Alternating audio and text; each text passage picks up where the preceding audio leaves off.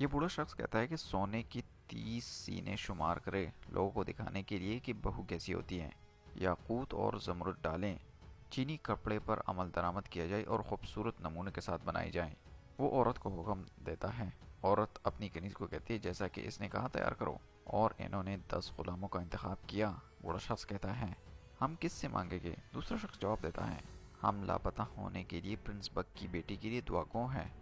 دوسرا شخص عورت کو کہتے ہیں ادھوری بھی شادی ہو جاتی ہے اور تم نے ابھی تک شادی نہیں کی. عورت کہتی ہے کاش خان آپ کا سر کمان میں ڈال دیتے ہیں، اپنا دماغ بھی کھو دینا، ہو سکتا ہے کہ پھر ہم ادھوری کی طرح تمہاری آواز کاٹ ڈالیں.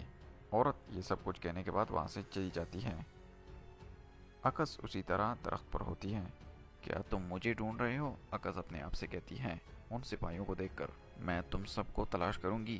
تیمور کمرے میں آتا ہے. لڑکی کہتی ہے مجھے دیر ہو گئی، میں نے اس کے پیچھے جنگجو کو نکالا، وہ کہتے ہیں کہ اس کے 2 سر ہیں. تیمور کہتا ہے کیا آپ نے کایا کا چہرہ دیکھا؟ میں برسوں سے کایا کا بدصورت چہرہ دیکھ رہی ہوں. تیمور جواب دیتا ہے کیا میں نے کہا؟ جب خان نے آپ کو یہ حکم دیا. کایا اپنی ماں کی گود میں تقریباً رو پڑی. یہ واضح ہے کہ ابو خان آپ پر بہت اعتماد کرتا ہے. تم چاہو تو اگلے خان ہو سکتے ہو اس کے بعد، میں کبھی حیران نہیں ہوں گی. اور کیا؟ تیمور کہتا ہے میرا باپ بھی بہت خوش ہوگا. لڑکی کہتی ہے اگر کسی دن خان بن جاؤں. تیمور کہتا ہے پتہ ہے میں اداس کیوں رہوں گا؟ کیونکہ چین کا شہنشاہ خوش ہوگا. غصے سے لڑکی کو گورنے کے بعد وہ وہاں سے چلا جاتا ہے. کایا، لڑکی کہتی ہے ہم نے صبح باہر جانا ہے اور آپ سوئے نہیں؟ کیا آپ کے سر میں درد ہے؟ ان بری روحوں نے میرے سر کو زخم کیا، انہیں جانے دو اور اس پر غلبہ حاصل کرو. اس کے بھی 2 سر ہیں، وہ ایم آئی جن کو بھی دونس دے سکتا ہے، یہ 9 سروں والا سام. دونوں ہنس پڑتے ہیں. لڑکی کہتی ہے والد صاحب آپ کے دماغ پر زیادہ اعتماد کرتے ہیں. سیف تیمور سے اداس مت ہو، سب کھانے کی میز پر ہوتے ہیں. بادشاہ آتا ہے اور بیٹے کو کہتا ہے کہ تم نے کیا کیا؟ بیٹا کہتا ہے میں نے فوجیوں کو شام سے لے کر طلوع آفتاب تک باہر نکالا بیرون ملک، وہ تمام قبیلوں کو منتشر کر دیں گے. اچھا جلدی سے ڈھونڈو. بادشاہ کہتا ہے خان صاحب آپ فکر نہ کریں، میں پیر کو اس کا سر کاٹ دوں گا. تیمور کے الفاظ ہوتے ہیں چلو کھانا کھا کر باہر چلتے ہیں. بادشاہ کہتا ہے صبح بخیر میرے بادشاہ. عورت کہتی ہے اپنے خاوند کو. وہ جواب دیتا ہے صبح بخیر. ماں بیٹا ایک دوسرے کو کچھ اشارہ کرتے ہیں. بادشاہ کہتے ہیں کچھ کہو، دیکھو مت. میرے بادشاہ یہ آپ کی بانجی کے لیے بہت بدقسمتی کی بات ہے کہ وہ اس گمشدہ شخص سے شادی کرے گی. ماں ایسا مت کہو. تیمور کہتا ہے اس کا نام بٹوگا ہے.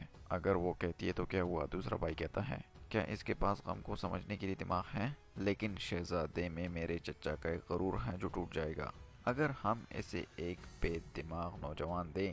میں شہزادے کے بارے میں زیادہ فخر سے نہیں سوچتا، وہ اچھائی میں ہے، رب ہر وقت رہتا ہے. بادشاہ کہتا ہے ابن آدم مرنے کے لیے جیتا ہے، یقیناً میں بھی مر جاؤں گا کسی دن، رب آپ کی حفاظت کریں. عورت کہتی ہے خدا کسی کو نہیں بھولا محترمہ. بادشاہ زور سے کہتا ہے اور میں یقینی طور پر مجھے نہیں بھولے گا. آپ کو لگتا ہے کہ شہزادے میں تمہارے چچا کو یہ تخت نہیں چاہیے؟ اسے چاہیے. کیا ایسا نہیں ہے؟ ٹھیک ہے میرے آقا.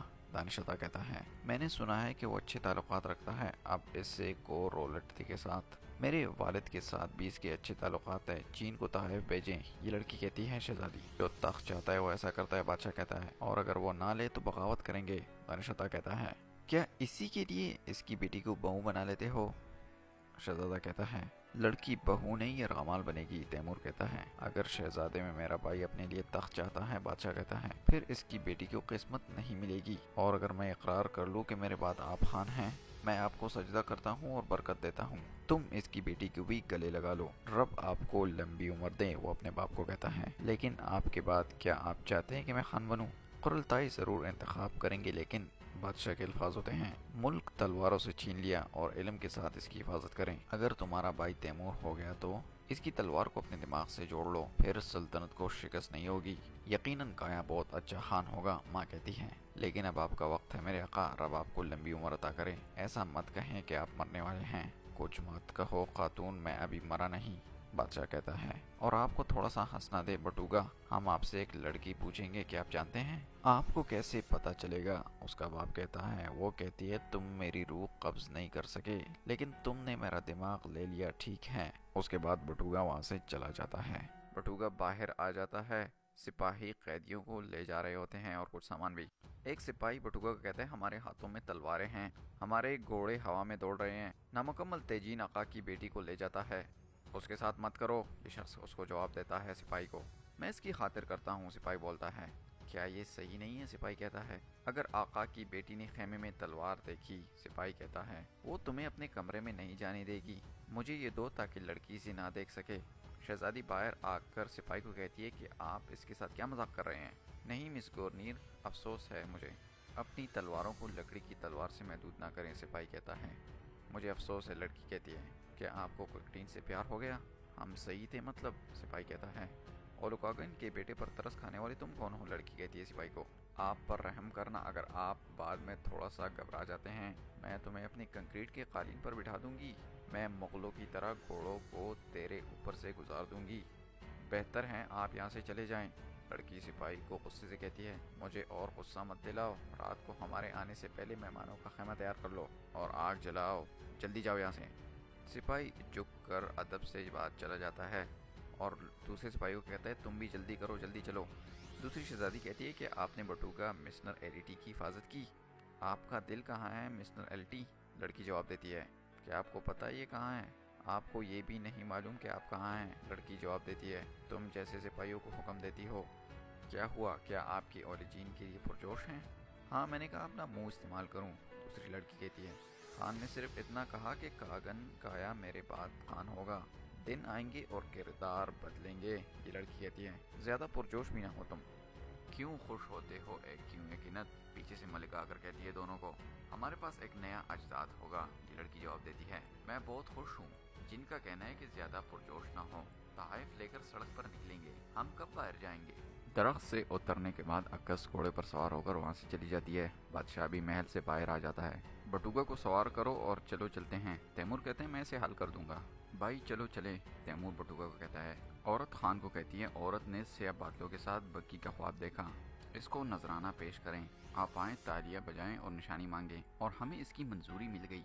बादशाह कहते हैं, रात को मेहमानों के खेमे में अपनी कुर्बानी पेश करो। औरत, पहाड़ी पर दिन आने से पहले सड़क पर चलते हैं।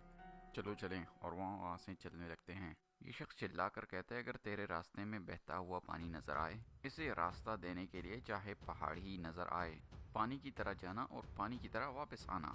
शहर से बाहर निकलते वक्त सब लोग ढोल बजाते हैं और बादशाह की ताज़ीम करते हैं। अकस पहाड़ी मैदान में एक बीन बजाती है। उसका बेड़िया उसके करीब आ जाता है और वो उसे प्यार करने लगती है। बेड़िया को कहती है, क्या तुम खुद को छोटे समझते हो? क्या तुम मुझे शिकस्त देने की कोशिश कर रहे हो? हमारा ग्रुप कहाँ है? वो बेड़िया को कहता है। फिर वो कहती है, जलती हुई गोग कागिन लड़कियों से भरा एक रथ आसमान पर नमूदार हुआ।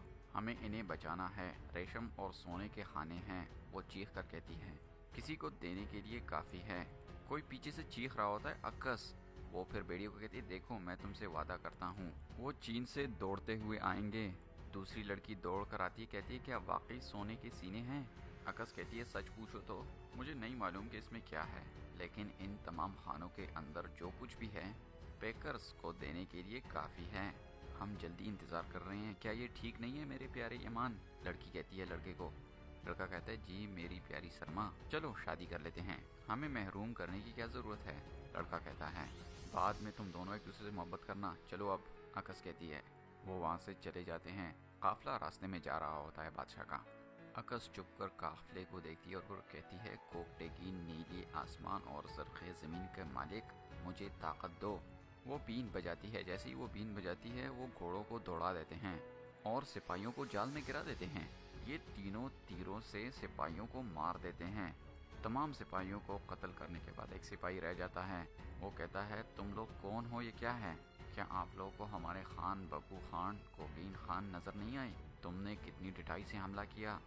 लड़का कहता है, दूसरे वाले भेड़िए के पंजे। महल में कैद लड़कियों को बचाएं और अपने पैसे भी महफूज कर लें। चाहते ही अपने खान को बताएं। वो उसको वहीं पर छोड़ देते हैं बेहोश करके और वहाँ से चले जाते हैं।